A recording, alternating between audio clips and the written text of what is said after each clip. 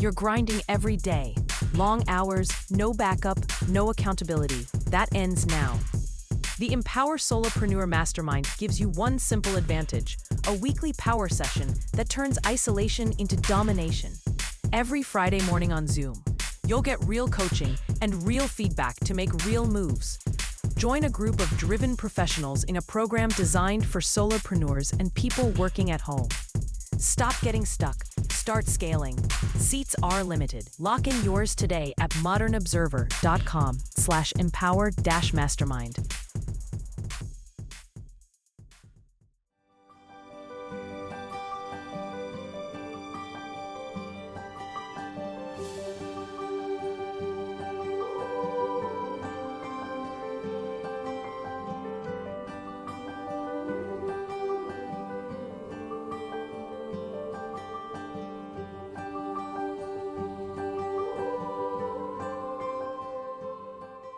We are lighting the candle, a world that works.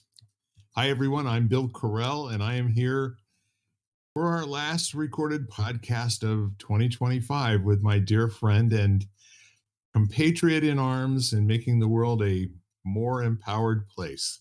And that would be none other than the Jan Jeremias. Jan, how are you on this wonderful Monday? I'm okay, Bill. The Jan Jeremias. Yes, there's only one, ladies and gentlemen. There is only one. Thank goodness. Thank goodness. I don't know the world can handle more than one. Well, you know what? That's probably true of most of us, I think, So I think in the meantime, there's a lot that's kind of coming to an end. And it just kind of strikes me.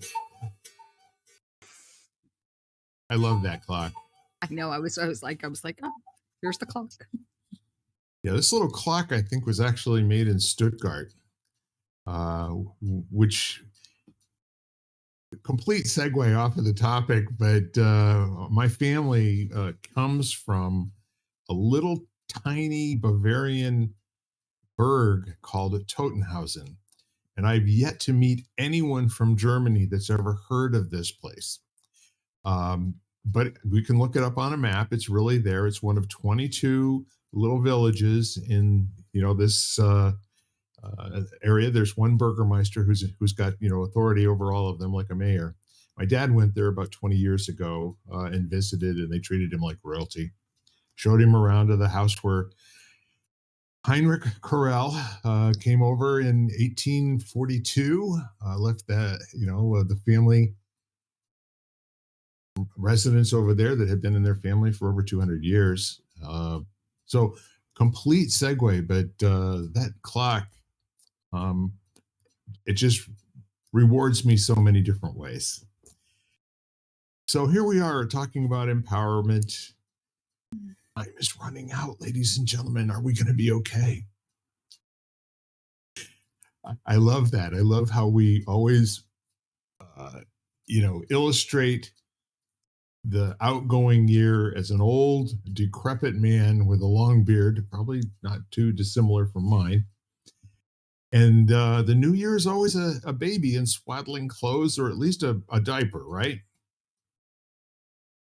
Interesting way to to relate to a metaphor of what is going away and what's starting, where in truth only human beings have this concept of something ending and something beginning. And if you stop and think about it, is it any different than it was 3 weeks ago or 6 months ago or this time last year? We're always in a place where we can stop, look, and listen. Remember how we were taught to cross the road? And why do we do that? Well, I think as a child, we were taught that it's a safe way to proceed. And I'm wondering right now at this late date in 2025, would that be a good kind of a metaphor for us as well, to stop, look, and listen? Honor what's occurred and really be appreciative and thankful and graciously acknowledge all of those things that worked and didn't work this year, but we're still here. And now we get to, some of us, if we choose to, view 2025 as coming to a close and having a last chapter that will be written 2 days at midnight. And then 2026, as we toast the incoming new year and we sing Old Lang Syne and all of those other old saws, and I can't think of Old Lang Syne without thinking about the Royal Canadian Orchestra. And Guy Lombardo. Do you remember Guy Lombardo, Jan? I mean, obviously I know who he was, but it was, I just remember Dick Clark. Oh yeah. Yeah. You're a lot younger than I am. That I remember, but Guy Lombardo, no. Not, I Yeah, mean, obviously, through my parents or something, but not because I ever listened to him. I know. I know. So yeah, Dick Clark, as far as I'm concerned, he was the actual Dorian Gray. He never aged over 40 years, from American Bandstand to all the years that he ushered in the new year and, kind of emceed all of the goings on boy, I'll tell you what. Have you ever been to a Times Square New Year Mm, celebration? mm-mm. Nor have I. Yeah. And on the one hand, I'm mildly interested.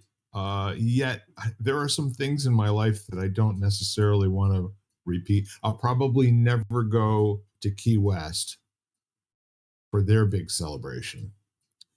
I'll probably never go to New Orleans for Mardi Gras.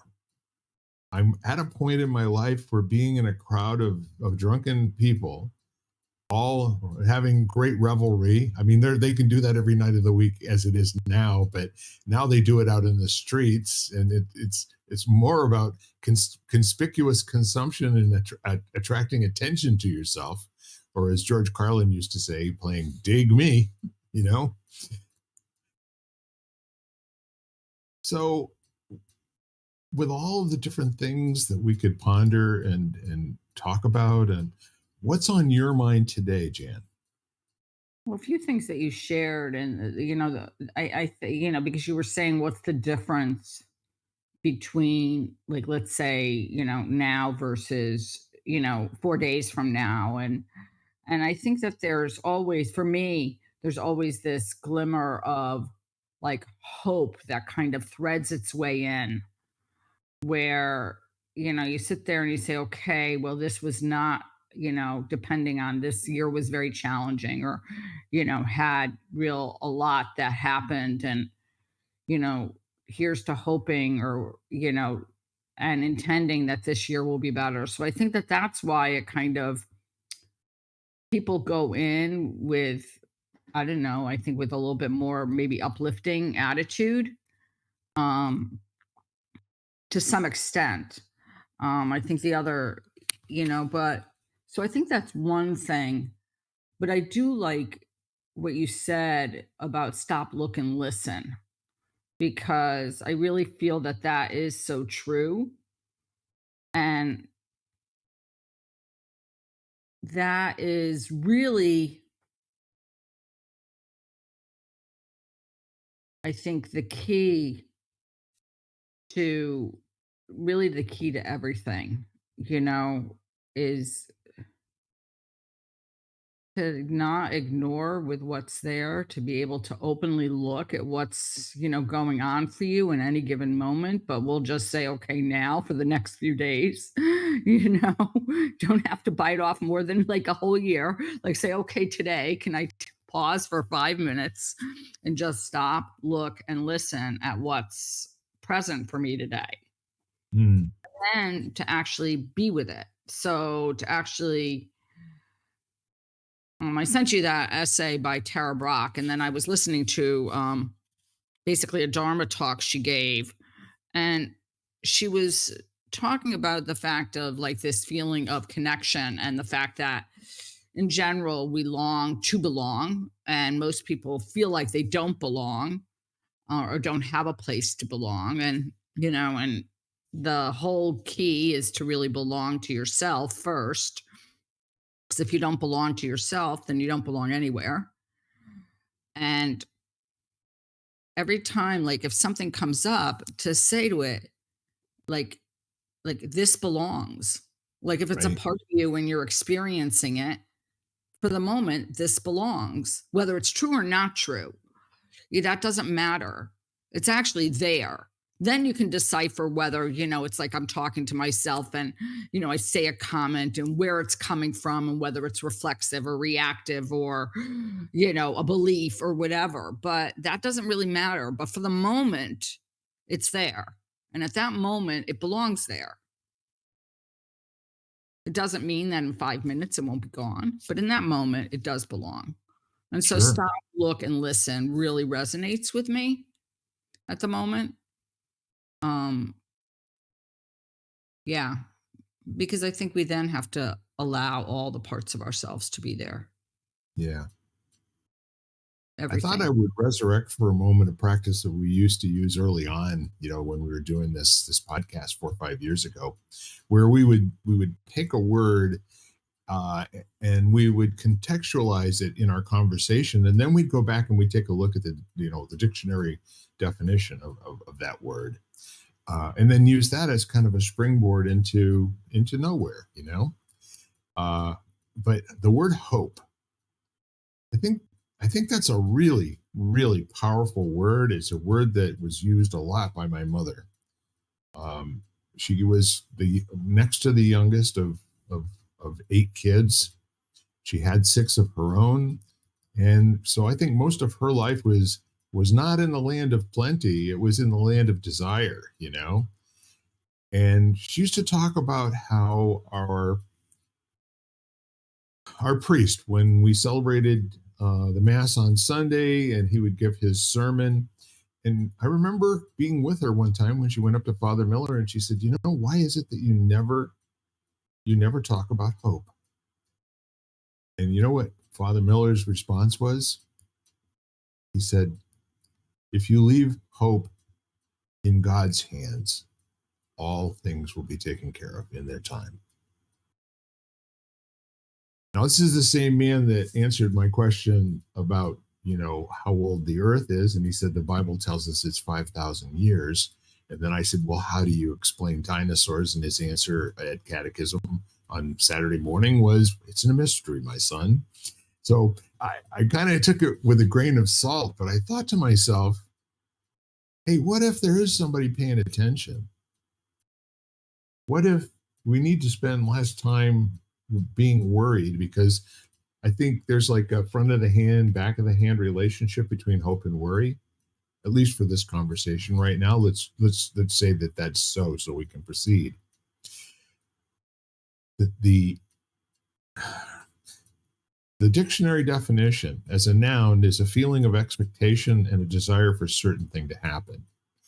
Now, typically that's going to be an optimistic thing. It's going to be something that's desired or something that's wanted. It might even be, fulfilling something that's missing. An archaic, but I'm not sure how long ago this was archaic. I think it was really just the feeling of trust. That hope was that domain that if you were sincere enough, the great pumpkin would rise out of the pumpkin patch, or the hero would come to save the day if you would just have enough hope and enough trust in what's good. The other word that comes to mind, Bill, is faith. And Yes.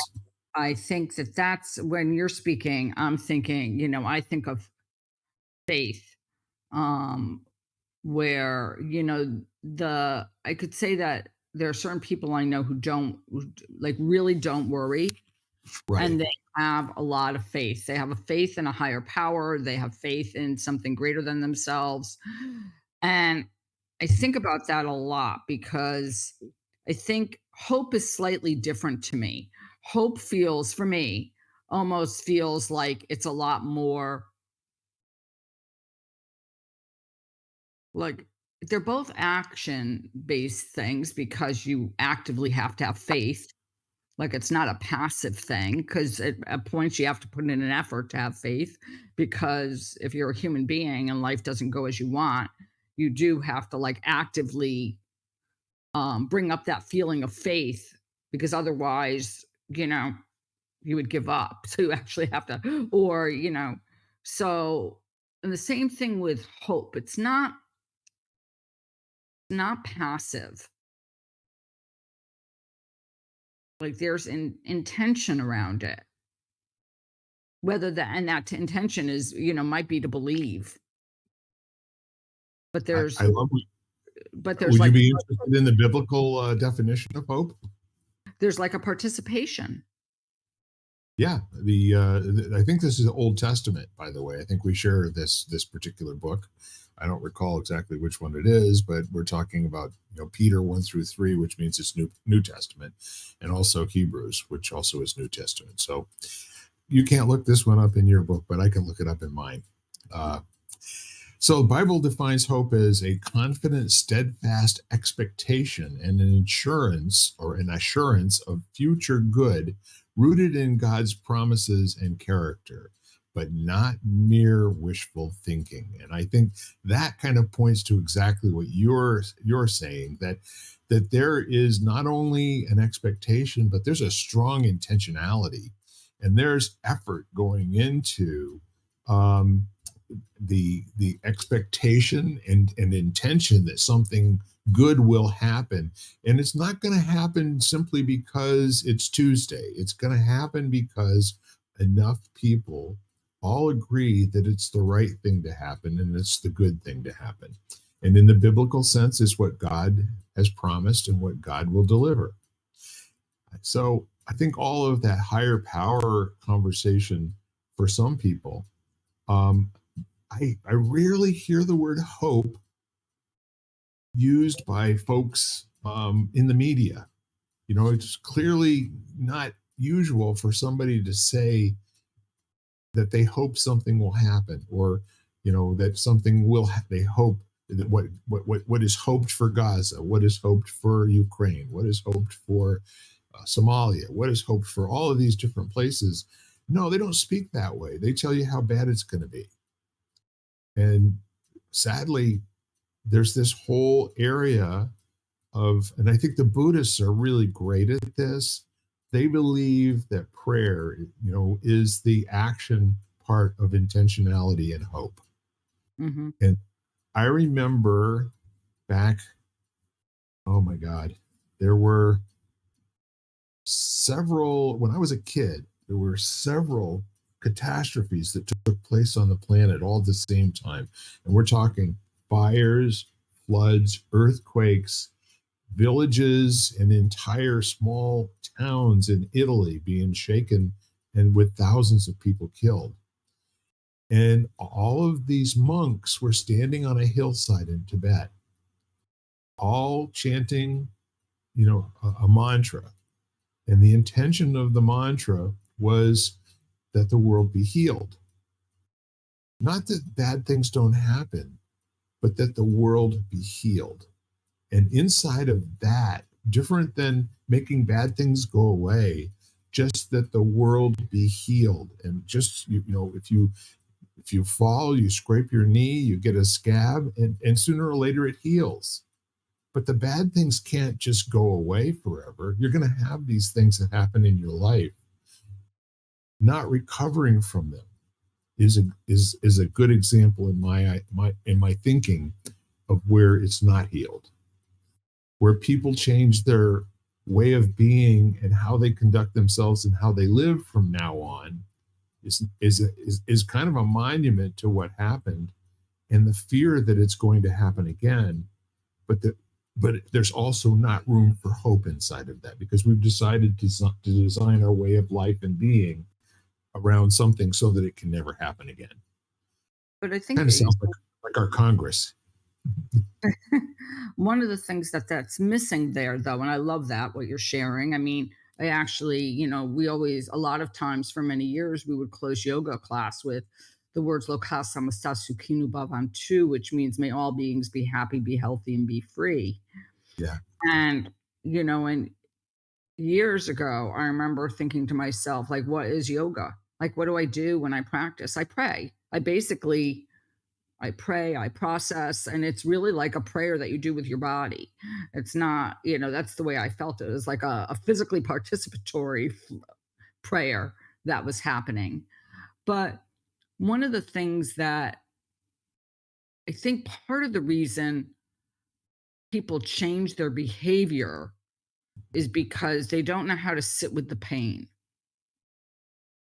They don't know how to sit with that pain. They try to think of something outside of themselves that's gonna numb the pain or make the pain go away, and they don't know how to be okay with the fact that the pain is there.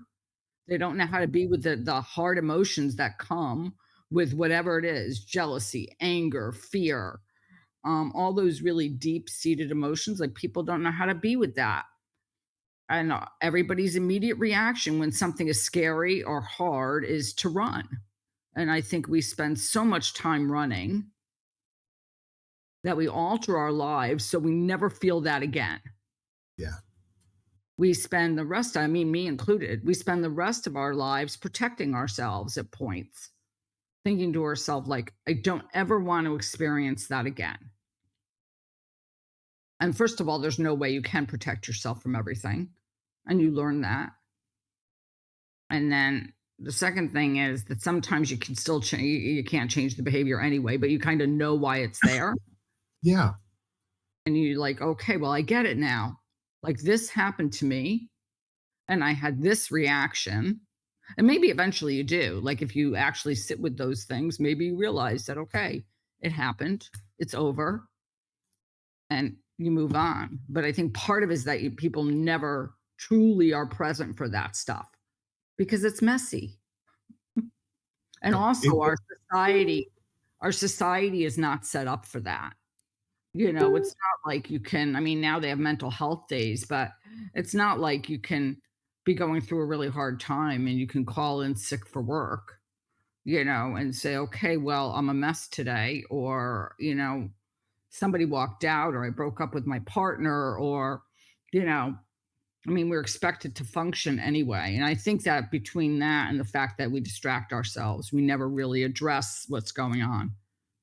Just I love what you're saying because there's an old way of dealing with weakness, and that is to grow strength. So in every area of our lives, we either look at weakness as something that's a character flaw that we have to live with for the rest of our lives, or you find an appropriate action to produce strength or muscle in the face of that. And I love what you're saying, having a cultural bias towards avoidance and denial of the hard things in life, or even labeling them as bad, Mhm. is to roughly take 50%, and then sometimes in your life, maybe 80% of what's really going on, and numbing yourself to it by labeling it as bad and something to abhor or to avoid. Where the road to gaining some muscle in that area is, as you said, to sit with it and allow it to just be as it is, for a moment, until whatever response you're having, emotional or otherwise, subsides, which basically allows, if you don't do that and you don't gain some frequency and you don't gain some character as a result of having these experiences and being now experienced in going through that, which doesn't mean that you're prepared to handle anything that happens. It may mean that it takes more to upset you. And when you don't do that, you go through life being a victim of whatever may happen as opposed to what actually is happening. Mhm. And That's where we're not living in the present. That's not where we're giving ourselves an opportunity to use all of our senses to really enjoy this moment of being, every moment that there is. Just being reminded that this is an extraordinary event for you and I to be sitting here having this conversation in our own particular surroundings with whatever's going on. And it's warming up outside, and it's going to be, after being 7 degrees the day before yesterday, it's going to be 48 today. Hmm. And there'll be people that will hear that, and they'll have to have a reason for that, and the point is missed. You're not experienced it while you're trying to understand it. If you'll just allow it to happen, there's no thinking that's necessary for that, allowance, for that, kind of embrace, that acceptance of, I don't understand what this is. I don't know that understanding it's going to change it. However, let me just see, what is it? If it were a color, what color would it be? If it were a taste, what would it taste like? If it were a smell, what would it smell like? What is this that's happening that I can gain some sort of experience with, that will carry me through, and I will not have to be looking around the corner for this. It may happen again, and odds are pretty good it may not. Yeah, and I think that even if you just sit with it, you're like, well, what is this feeling I'm having? You know, and I'm not, you know, like I think that's the first, maybe or one, and then I don't know that there's any order really, but is what is this feeling I am having? So anger, okay, you know, i- you know, is it something deeper? Like, is there something else there besides anger? And just keep on asking yourself questions. It's like the questioning for me. And one of the things that really keeps on coming up for me is the fact that if we can't do this for ourselves, then we can't do it for anybody else. Like there's no room then for connection and communication with anybody else because we're so disconnected from us individually. Like if I'm disconnected from myself, very hard for me to find connection with other people. I may do it at a level, but if I can't show up authentically, meaning everything belongs, then no one ever truly gets to know me. And what they're getting to know isn't really me. It's some sort of fake version of me. Now, some of our listeners may not see the value in having the world go that way. The I think another way to think about authenticity is being complete and whole, where what's available to you is everything that's available, not what you're guardedly allowing to be available. So, and inauthenticity doesn't mean that you're misstating the truth. And inauthenticity means, I think, that you're relating to the world in a way that is less than your full power. Inauthenticity is being in a situation and feeling strongly that there's action called for and doing nothing. Or being in a situation where the first thing you do is do something and don't allow the situation to be developed and for you to see where there's an appropriate action to take in that moment, as opposed to having a habit where you always do the same thing. I think a powerful representation of that is two people that speak to each other and always, or 90% of the time, interrupt before the other person's completed their sentence. There's not any thinking that's going on there. It's just a habit. Well, I've been spending a lot of time in, thinking about that because you know, there's so many phrases that we say to ourselves and things that like, that are automatic. It's just like it's like a record that keeps on playing. Yep.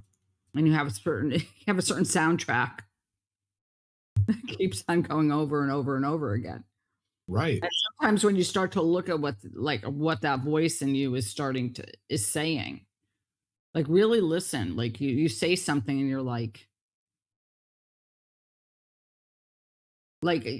somebody doesn't call you back and you're like, no one loves me. And all of a sudden, or whatever, or I have no friends, you know, nothing ever works out for me. All these phrases that we just automatically say that when you think about them, you're like, that's really not true. A lot works out for me, or I have a load of friends. But it's so automatic that Yeah, and it's I think the measure of whether or not it fits the inauthenticity scale is if it's something that you say that's bad for you and you don't question it because it's just how it is.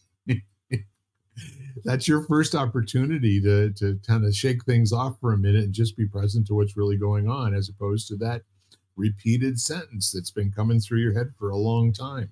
Nothing Mhm. new, and usually not your most enlightened thinking. You're gonna And you have 80 some probably thousand thoughts a day. right. And usually, I mean, I would like say that a lot of the time it's phrases that people told to us that we've adopted. Yep. So it's at some point in your life someone told you were stupid. And And then of all course, of a they had sudden, authority, right? and yeah, and they had authority and and then all, or at least authority in your mind Yeah. for whatever age that was. And all of a sudden you make mistakes and all of a sudden you're like, "Oh, I'm so stupid." Yep. And that's when sometimes I feel like having a logical brain, like having a very logical way of thinking is beneficial because I've had phrases like that I say to myself and then I'll be I think I mentioned like a few weeks ago, I I don't know, I was feeling I had had a really busy really, really busy Saturday mornings are really busy for me, and Saturday afternoon, I did nothing. Right. And all of a sudden in my head, I'm sitting there going like, "Oh my gosh, I'm like, I'm so lazy." And then I thought to myself, "That's one thing that I'm not." Like it made me laugh because it was like I'm so not lazy Right. that it was like, and I think sometimes when you start to examine them, like you even find how funny they are because they're so not true about, depending on your personality and your traits. So then it actually becomes humorous because you like sit there and you're going like, I can't believe I just said that to myself. Yeah, and if you can laugh, then that's the whole point. Seeing the joke in things is really it's really that's the transformational experience when you can take something that is heavy and usually takes you to your knees and laugh at it and say, there I go again. That's not important why, or it's not important what, but it's here and that's what I do until I don't. That last part, until I don't, is really the most powerful part.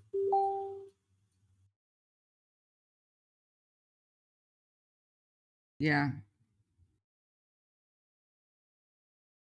I've been saying to myself with something that I'm working on when basically, it's let's say something happens and I have a phrase I say or a feeling that I get, and I'll be like, just another opportunity to practice, Right. just another opportunity. See, that's the thing about life. That's all it is opportunity. There's no book that's written that says how things are going to go in advance. Um, the the saying in AA is shit happens. And what that means is everything that you want and don't want, all of it. All of it. What you can predict and can't predict. What's new for the first time and what's old and been done 1,000 times. All of that, it just happens. And there's a real interesting question that you can ask yourself, and that is, who am I going to be when it does? Am I going to be the person who's constantly being knocked over and incapacitated, or am I going to be somebody that can withstand the storm, withstand, the 30 days before the mast, as they say, lashing yourself through the hurricane to the mast, and making it through, because the ship it's going to make it. But will you make it?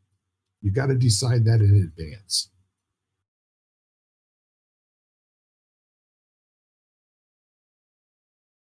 I don't know. I think that's very I don't know. I think that's a little bit, to me, harsh. I think I look at it a little bit more compassionate way, to realize that, yeah, you can say you're going to make it, but when basically, when the hits the fan, it's okay to feel and to be with it and to be a mess.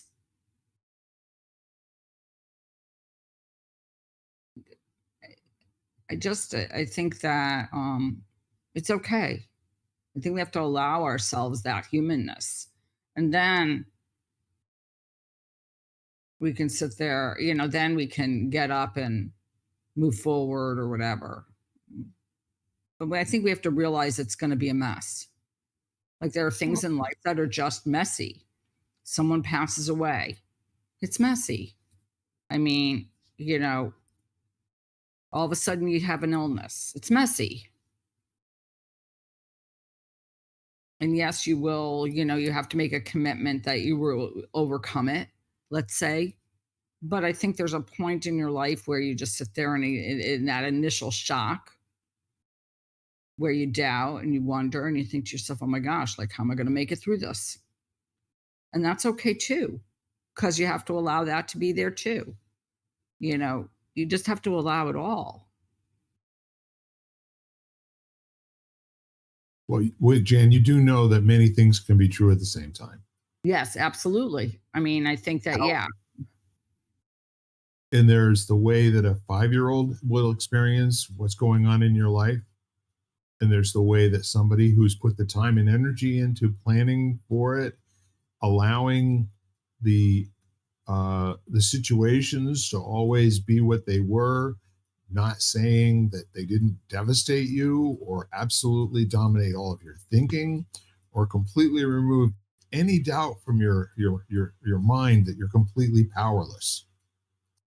All of that said, the 5-year-old mentality when you're actually 50 or 60 is not appropriate. It's completely inauthentic. It's called leaving a lot of skills that you can have or probably do have, and kind of defaulting to a response that's just a very, very young age.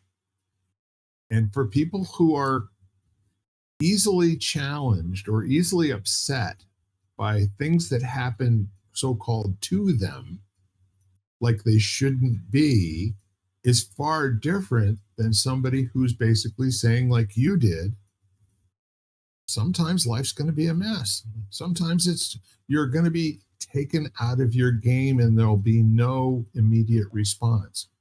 However, how long are you in that disempowered and completely disoriented status before you start to recover your balance, before you start to get back on your feet again?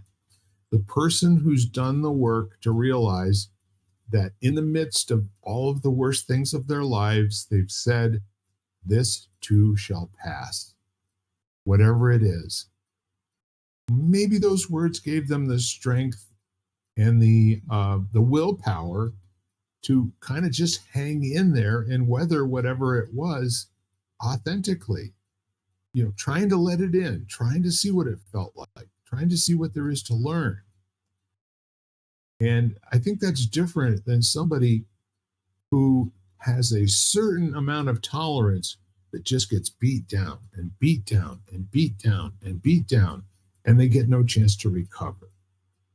And I can tell you that I've been in both positions where I've actually felt like my training was really appropriate and it allowed me to get up off the mat after taking a really brutal punch and get back up and get back in the game again, choosing that the game that I was playing was the one I wanted to play.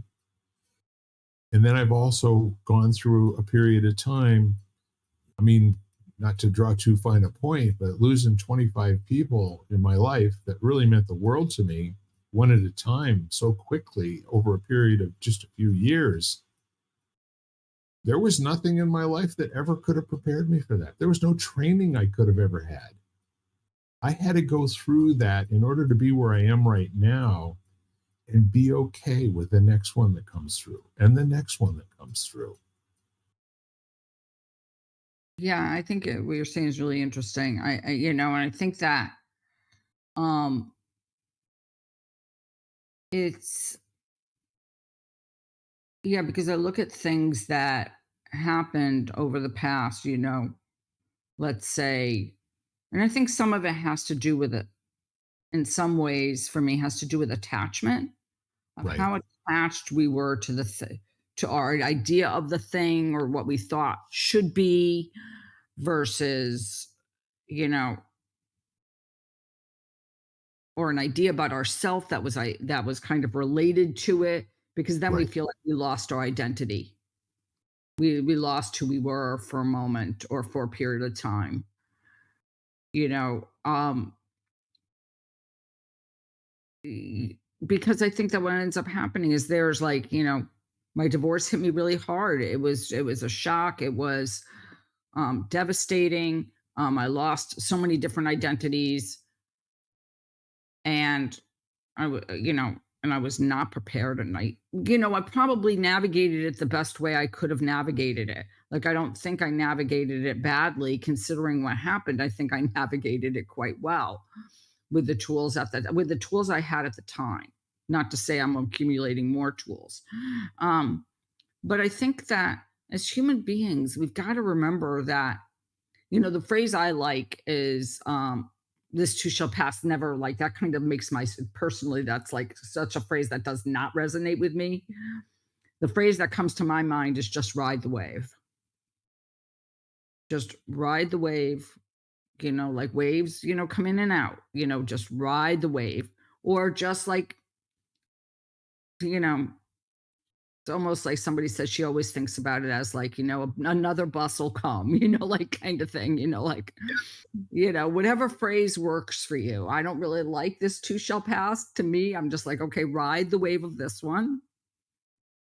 And you have like, you have unbelievable waves, like high peaks, and then you have lows, and just keep riding the waves. The beauty of language is one size does not fit all. That's Okay. right. So that's I right. love what you're saying. Find something that fits you and use that as your tool. Use that as your shield. Use that as your ability to, to clothe yourself against the cold. All of these things. It's like when you stop and think about all of the demanding jobs that there are in the world, like a surgeon. Some of the best surgeons have interned at emergency rooms for up to 5 years. The reason for that is so they can become expert at immediately becoming effective. In the early days, it's very difficult because they work 32-hour shifts at a time. That means getting a nap here and there, for the better part of 2.5 days. And then when you get into the advanced type of surgeries, my hats are off to people who have dedicated their lives to operating on infants and newborns. These are special human beings in my heart. Um, but the ones that I've talked to have said it's different operating on a baby. First of all, everything is so much smaller. Second of all, is they don't respond to the same kind of stimulation that an adult would respond to.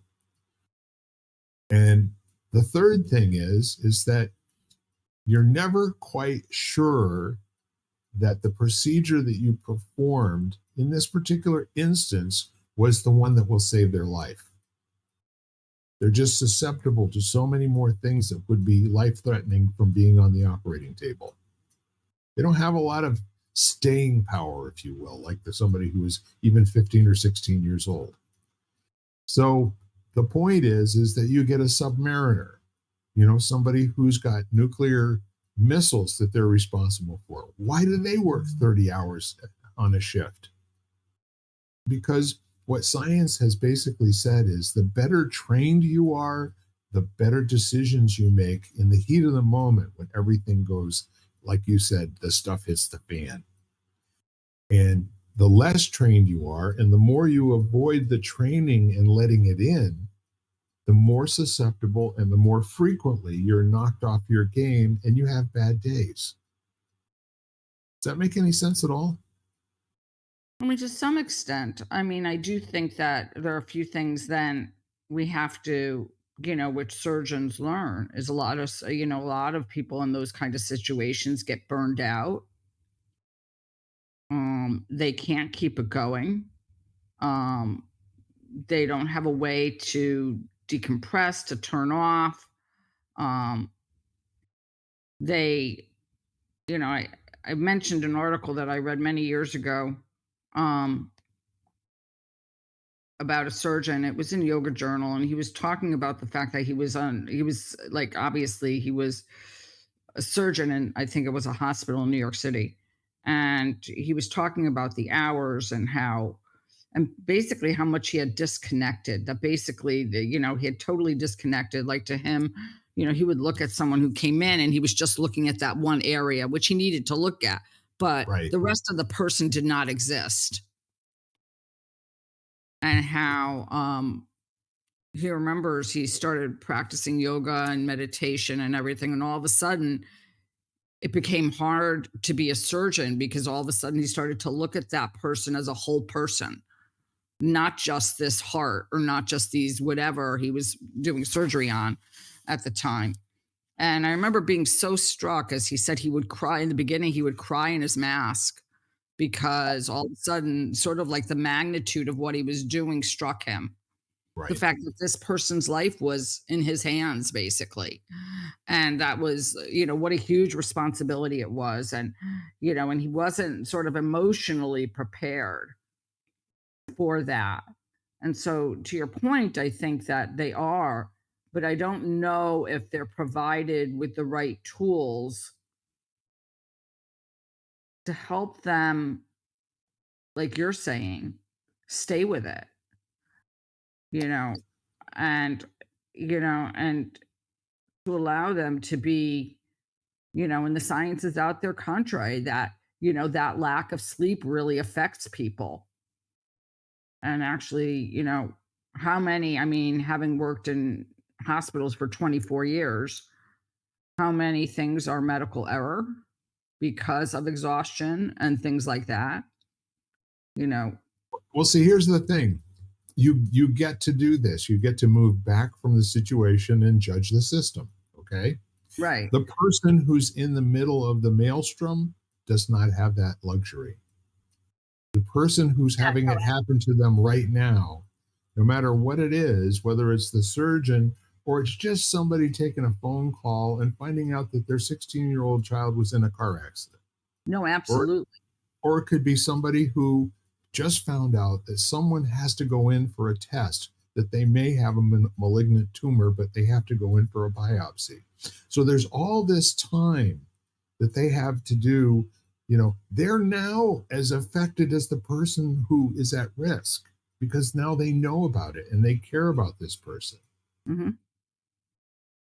So the question, in those circumstances has less to do with how does, the system work in this instant, but how much of an impact and for how long is this going to have on my life, right?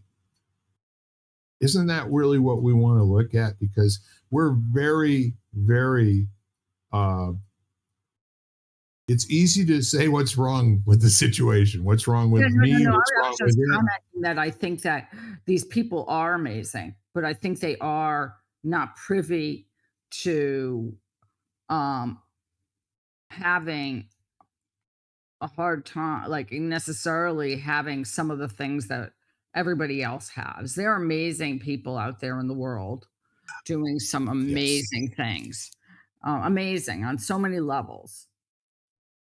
each one of us hopefully doing our part and really trying to make a difference in some way. But I agree with you. I think that, once we're informed about something, depending on who we are, we take into that impacts us in some way. If you hear Yep. the news of a really sick friend, or if you hear the news of someone who's close to you who, had a sibling who passed, or or whatever. To me, if you have a heart and you love that person, then you are affected just like they are affected, to some Well, extent, obviously. And then the question is, are you there for them? Like, even if it's just to hold space for them. see, that's important because what we're talking about, there's a distinction here because systems are designed to create an outcome, and the system, I've believed for the longest time, systems do produce the actual outcomes that they are most suited and designed to produce. Now, that doesn't mean the system's good because there are systems that produce crap, but that's the way they're designed.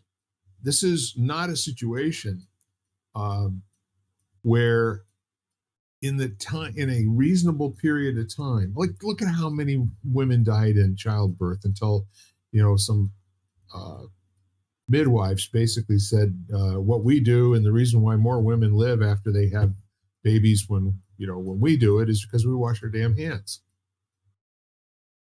This was like doctors.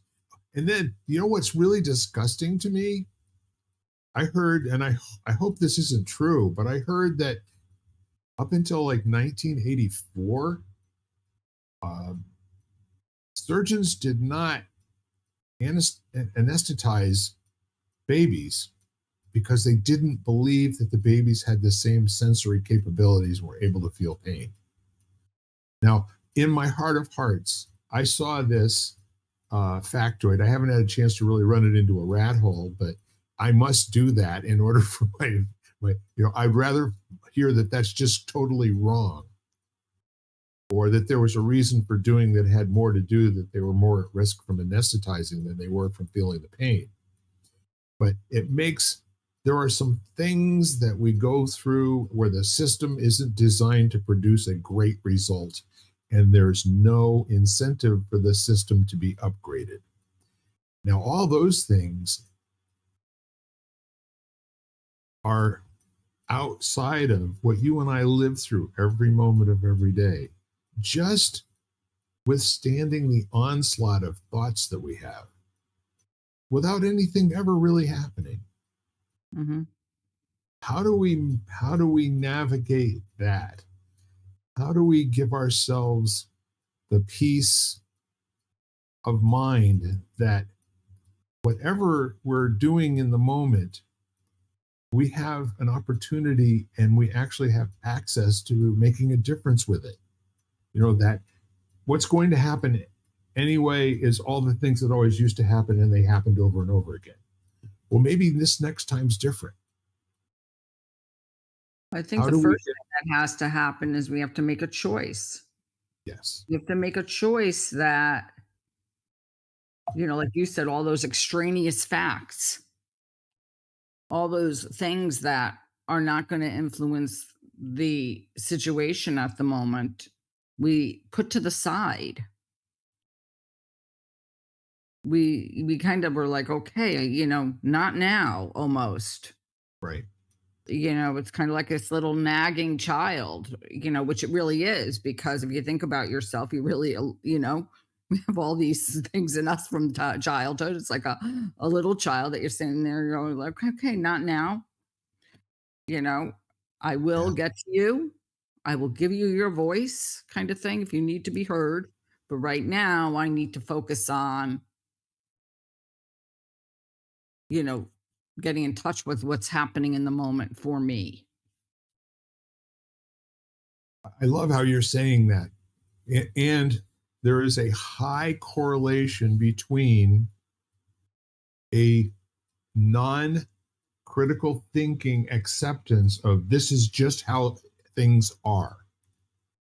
You know what I'm saying? This is the system. This is what This is what life is.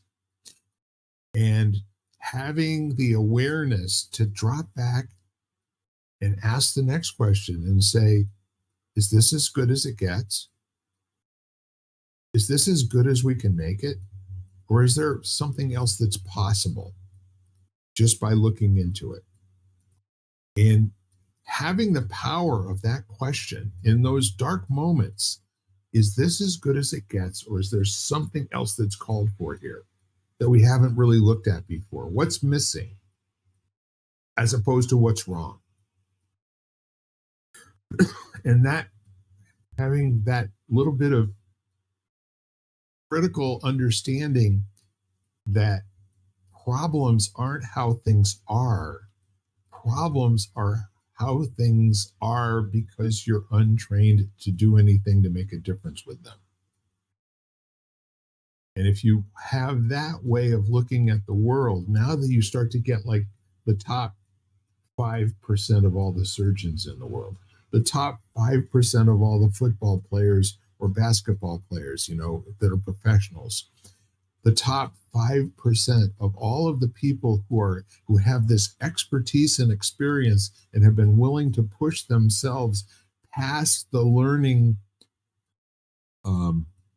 foibles or the things that normally get in the way of progressing, in that particular area.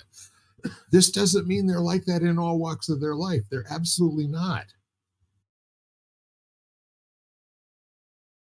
But I think where we got onto this conversation, which I think is really, really powerful, is to stop, looking, and listen. As opposed to just defaulting to this is how it is, like giving up that this is as good as it gets. If you take a moment and you pause and you stop, look, and listen, maybe there's a glimmer. And glimmers are cool. Glimmers are cool. That's where you start getting a good feeling about what can come. And then you can describe what that glimmer was as hope. And I guess that's one of the ways that we word it, isn't it? A glimmer of hope. It's amazing what comes to us in a moment of clarity. When you've got hope, what's different?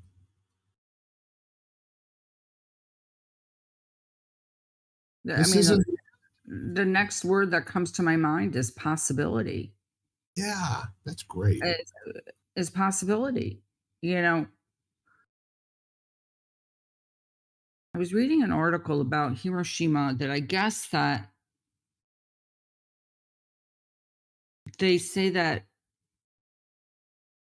part of the reason that stuff would grow there again afterwards, because originally people were like, nothing will ever grow on this land again, Right. was the fact that people had the belief that it would.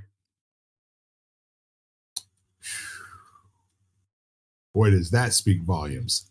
So, here was an area of the world which obviously was devastated. It was, I get the chills. It was horrible. But it was the attitude, it was that it got to be the fact that it was, I guess it was almost rumored, it was rumored that stuff would not grow there. And then that rumor was kind of put to rest. And it was the putting to the rest of the rumor that nothing would grow there again that actually allowed stuff to be able to propagate in an area which basically, everybody had written off. So, it is. So I think when I think hope, I think possibility, which is why I think the new year always holds a lot of power for people, especially if they have a little bit of hope for, like, hope for a better year. Because I think it allows people to think that maybe, things might be possible, whatever those things are for you. Perfect. That is a perfect conclusion to this conversation. Thank you. And here we are on our annual pilgrimage to go everywhere we've gone and return back to the place where hope and possibility are present and maybe experience it for the first time, newly and freshly. Marvelous. So, any other thoughts? No, I guess, yeah, not really. I don't think. I think that's enough for today almost. It feels like this was a very kind of it's a big conversation. Yeah. However, obviously, with our training, we're up to it. Mhm. And we can take it on as fun and a lark as opposed to significant, meaningful, and the world is hanging in the balance.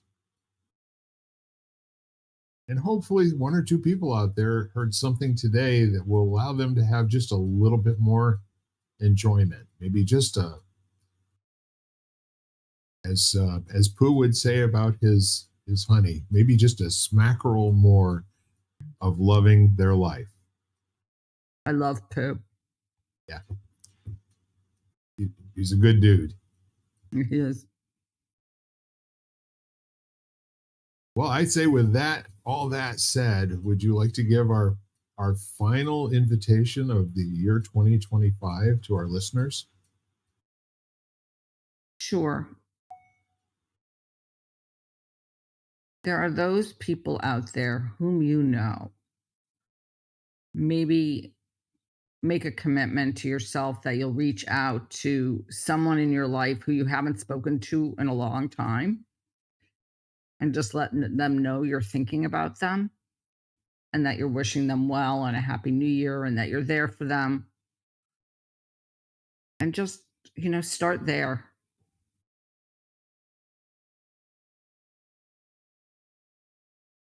I love it. With that said, I want to thank you, Jan Jeremias, for completing another year with this tired old gnome in our musings and our thinking about empowerment and how we can actually send that out to the world. Thank you, Bill. And I will listen to this finish playing its beautiful music.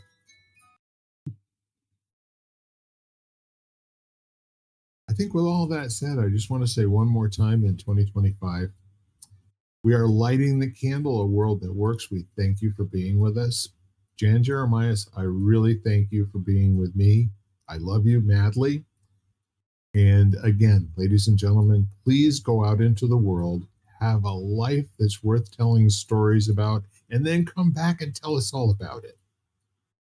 Bye for now. We will see you in the coming new year where everything works, right?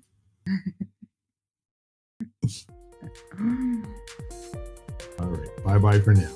Bye-bye, everybody. You've been listening to Lighting the Candle, a world that works, part of the Exvadio podcast network. You can catch every episode of Lighting the Candle, as well as the rest of the network, at exvadio.com, the Apple Podcasts app, YouTube, Spotify, iHeartRadio, Audible, Amazon Music, and wherever you find podcasts.